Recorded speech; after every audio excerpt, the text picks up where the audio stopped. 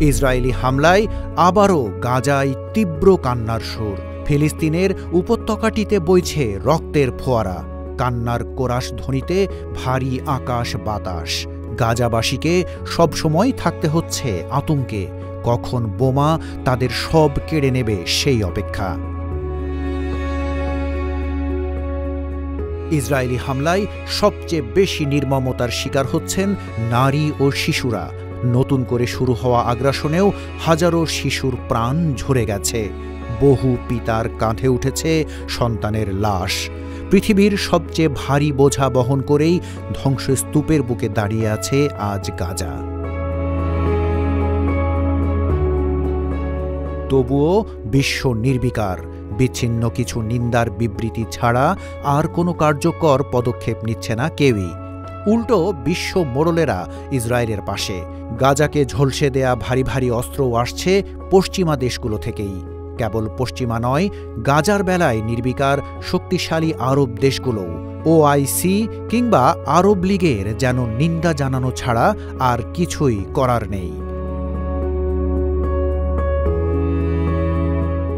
তবে চুপ করে বসে নেই দারিদ্র্য কবলিত আরব দেশ ইয়েমেন। দেশটির সশস্ত্র বিদ্রোহী গোষ্ঠী হুথি ইসরায়েলি আগ্রাসনের প্রতিবাদ জানাচ্ছে। আক্রমণেই তারা জবাব দিচ্ছে পাল্টা আক্রমণের।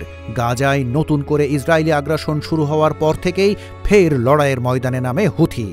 লোহিত সাগর থেকে শুরু করা ইসরায়েল বিরোধী অভিযান তারা তেল আবিব পর্যন্ত বিস্তৃত করেছে।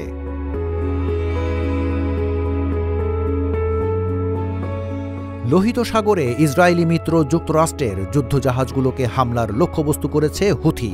তারা ঘোষণা করেছে গাজায় আগ্রাসন বন্ধ না হওয়া পর্যন্ত লোহিত সাগরে ইসরায়েল ও তাদের মিত্রদের কোনো জাহাজই নিরাপদ নয়। হুথিদের দমাতে ইয়েমেনে পাল্টা আক্রমণ করেছে যুক্তরাষ্ট্র। তবে বিদ্রোহী গোষ্ঠীটিকে কিছুতেই দমন করা যাচ্ছে না। হুথির বিরুদ্ধে যুক্তরাষ্ট্রের চালানো সামরিক অভিযান মাত্র ৩ সপ্তাহেই ব্যয় পৌঁছেছে $1 বিলিয়ন। এই বিপুল পরিমাণ ব্যয় সত্ত্বেও হুথি গোষ্ঠীর সামরিক সক্ষমতার গুরুত্বপূর্ণ কোনো ধ্বংস বা ক্ষতি হয়নি বলে সিএনএনকে জানিয়েছে একটি সূত্র। প্রতিবেদনে বলা হয়েছে এই সামরিক অভিযান 15 মার্চ থেকে শুরু হয়।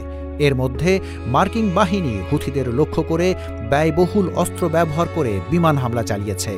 এর মধ্যে ব্যবহৃত হয়েছে দূরপাল্লার ক্রুজ ক্ষেপণাস্ত্র JASSM, জিপিএস নির্ভর স্মার্ট বোমা JSW, টমাহক ক্ষেপণাস্ত্র।